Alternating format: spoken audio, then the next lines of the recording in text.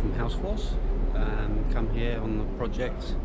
Now once this wall's away, because of the way this ceiling's been done, which is Escayola plaques, this is the old system that we used to do a while back, but now with all the plaster we do.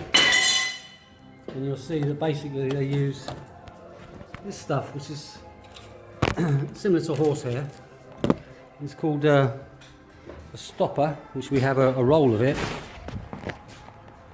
down here. And then we use this compound Escayola to mix with it.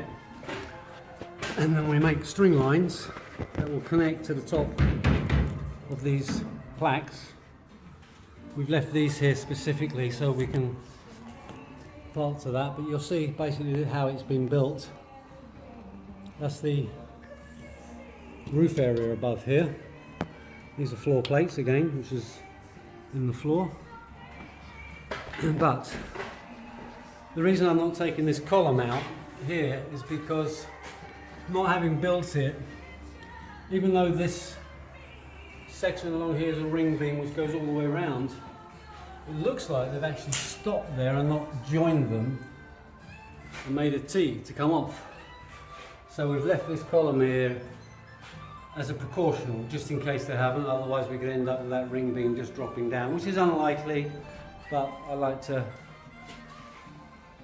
play caution and just be sure